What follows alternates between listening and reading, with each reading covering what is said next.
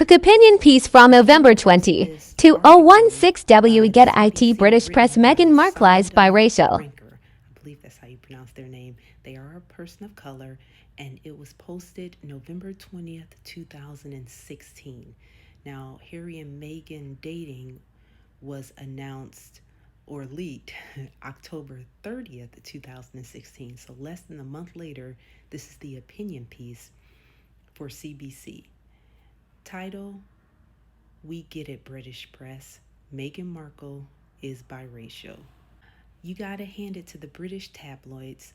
They resisted the urge to go completely brazen with their coverage of Prince Harry's relationship with Suits actress Meghan Markle.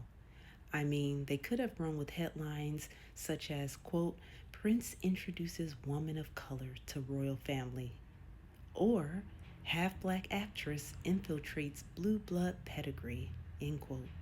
Instead, they stuck with a wink wink, nudge nudge approach in letting their readers know that Markle doesn't quite fall in line with the fair skinned English bred ladies previously escorted into Buckingham Palace on Harry's arm. Gang scarred home. Case in point, the Daily Mail, its November 2nd headline read, quote, Harry's girl is almost straight out of Compton. Gang scarred home of her mother revealed. So will he be dropping by for tea? End quote. Throughout the article were references to and images of the so-called crime-ridden neighborhood in which Markle grew up in Crenshaw, LA. The implication being that Harry's new girlfriend is from the typically downtrodden neighborhood where we'd expect to find mixed-race children in America.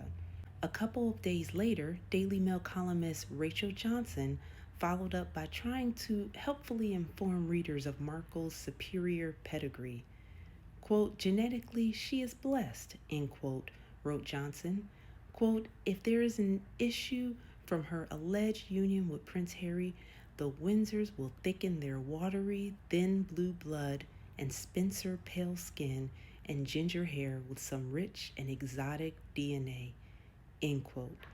Johnson also made a point of describing Markle's mother as, quote, a dreadlocked African American lady from the wrong side of the tracks, end quote, which is only slightly more subtle than writing, quote, Meghan Markle is black, end quote, in 20-point font. Subdued prejudice.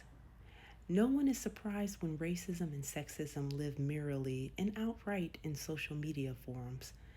But what we're seeing here is a more subdued type of prejudice, one that Prince Harry called out directly in an unprecedented statement about the, quote, wave of abuse and harassment, end quote, Markle had experienced since news of their relationship emerged. Quote, some of this has been very public. The smear on the front page of a national newspaper, the racial undertones of comment pieces, and the outright sexism and racism of social media trolls and web article comments, end quote.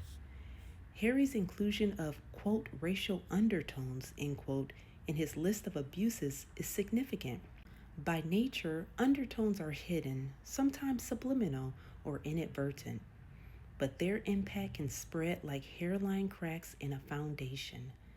Racial undertones are worth highlighting because of their stealth. Unlike blatantly hateful remarks, they can slip into our subconscious unchallenged when we, for example, talk about an interracial woman's quote-unquote rough upbringing or her mother's dreadlocks. Words matter. In a country where anti-immigration rhetoric gave way to a surge in hate crimes after Brexit, columns like Johnson's plant the idea that the very essence of Markle is foreign, the definition of quote-unquote exotic. It's also notable that the tabloid made mention of the, quote, gang-scarred, end quote, neighborhood where her mother lives, but not of her mother's master's degree in social work and career as a clinical therapist. Were Prince Harry's past girlfriends, Chelsea Davy and Cressida Bonus, subjected to this kind of media scrutiny? Intense scrutiny, yes. Disparaging undertones based on their heritage? Not really.